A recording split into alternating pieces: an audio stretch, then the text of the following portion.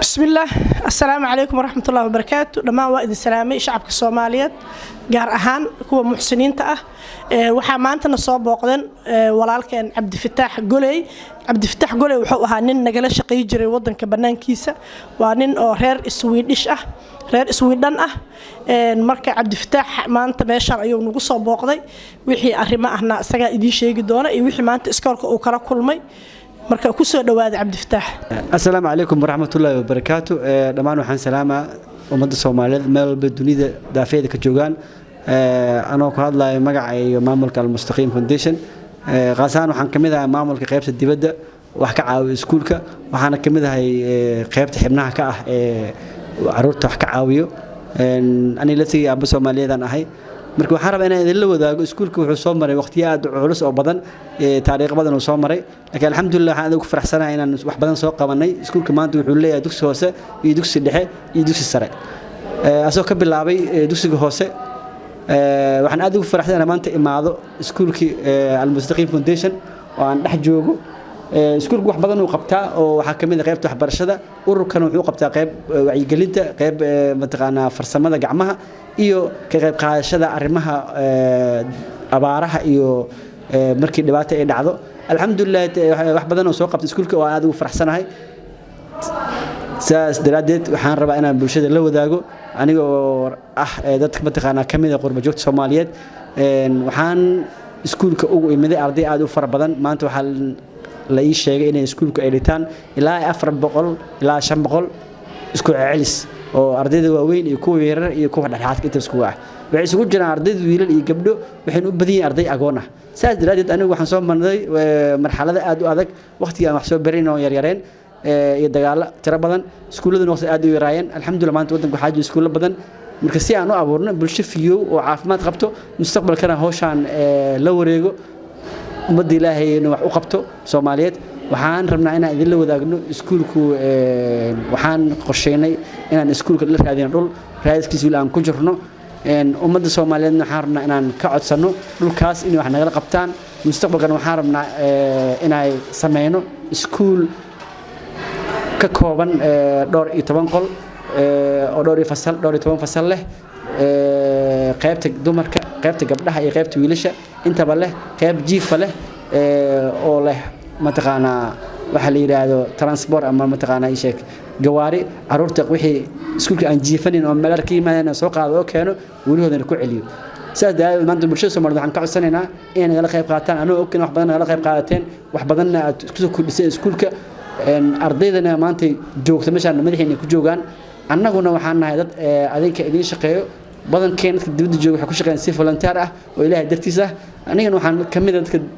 mataqaana sida volunteer ku shaqeeyo alxamdulillah maanta boqoshada aan soo boqonna aad ugu farxay imaatinkan iyo hawsha ka socoto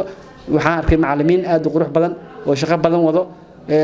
waxaana kabadka ugu soo dhaweeyay walaashay Farxi Ahmed Iimaan oo ayadana kamid dadka maamulka agaasimayaasha hawsha uu maqan yahay agaasimihii maanta meesha oo la igu yiri aniga ka xanuunsan asan Allah caafiyo laakiin bedelkiisu waxa joogto walaashay Farxi Ahmed Iimaan oo ayadana hawsha dadka wada kamid ah waxaan uga mahadcelinaa dhamaan ummadda Soomaaliyeed inta ka soo qayb qaadatay inta u soo dhabar adeegtay heerka maanta ay gaarsantaan Al-Mustaqim Foundation soo gaarsiiyay mahadcelin kadib waxaan aad iyo aad ugu mahadsan ummadda Soomaaliyeed oo habeen iyo maalin u taagan ardayda Soomaaliyeed inay kor u kiciyaan maantana mataqaana heerkaas soo gaarsiiyay ayagana waxaan rajaynayaa insha Allah taala inay mustaqbalka noqdaan oo bixi wadanka oo ayagana wax badan ka qabtaan hadii la hoosayo bulsho caafimaad qabto waxaan heli doonaa wadan caafimaad qabo iyo arday caafimaad qabto iyo wada caafimaad qabo saas daraadeed waxaan codsanaynaa maanta oo mar labaad aan ku celinaa inaad nagala qayb qaadataan ka qayb dhul u raadinta ama dhismaha projectka ka socdo oo aan injineer badan la tashanay wili xisaabtiisa soo gudbin waan soo gudbin doonaa waxa la tusi doonaa naqshada la sameeyay dhulka la dhisi doono sida uu noqon doono qaybta waan idin sheegay waxaan ku dhahay qayb waxa la sameyn doonaa gabdhaha oo gooni ah iyo qayb wiilasha oo gooni ah qayb jiifan waa la sameyn doonaa hadii Ilaahay yiraahdo rajada aan leenahay waxa waa inay tii aan ka soo bilaawno ever maantana aan joogno heerkii mataqaana anagu wali aan gaarin meesha aan rajaynin laakiin wali meel dhex joogno ayadana alxamdulillah aad ugu faraxsanahay intaan waa gaari doonaa mahmaha Soomaalida jirto oo dhehayso Roma hal maal laguma dhisin macnaheedan waxa waay wax walba waxay ku dhismi doonaan step by step insha Allah anagu waxaan rajaynaynaa anaguna inaan gaarno rajada aan leenahay iyo hididilada aan rabno inay noqoto inaan aragno beerti aan abuurnay oo miro dhashay oo miraheeda la goranayo saas daraadid waxaan leeyahay ummadda Soomaaliyeed waa mahadsantihiin ilaahay ayaa mahad u sugnaatay inta kale oo ka qayb qaadatayna mahad weyn aan soo gudbinaa iyo inta u dhaba adeegtay inta jeebkooda gacanta gelisay inta waqtigooda gelisay inta habeenii maalin u taagan macallimiinta mutacallimiinta mashaayikhda hooyooyinka waalidiinta kulligood waxaan leeyahay waa mahadsantihiin anigoo Cabdifataax Axmed Sabriye Cabdifataax Axmed Goley waxaan leeyahay assalaamu calaykum waraxmatullaahi wabarakaatu waa mahadsan yahay Cabdifataax booqashada uu noogu yimid walaalkeen oo nagala qayb qaatay fikirkiisa iyo taladiisa aad iyo aad ayuu u mahadsan yahay waxaan kaloo meeshaan rabaa inaan ka soo dhaweeyo wixii dad ah oo maxaan ku dhahay meeshaan ku xiran oo mar walba dibadaha ka qayb qaato markay yimaadaan Soomaaliya inayna soo booqdaan waa ku soo dhaweynaynaa ay noo yimaadaan oo wixii loo sheegay ay indhahooda ku arkaan aad iyo aad ayaan ugu faraxsanahay Al-Mustaqim Foundation waxay mas'uuliyad iska saareen in ay caawiyaan caruurta agoonta ah oo ay dabaraan waxbarashadooda, buugaagtooda, qalimaantooda iyo dharka iskuulka ay ku dhigan lahaayeen iyaga oo kaashanaya dadka Soomaaliyeed waxaad sanadkii bixin kartaa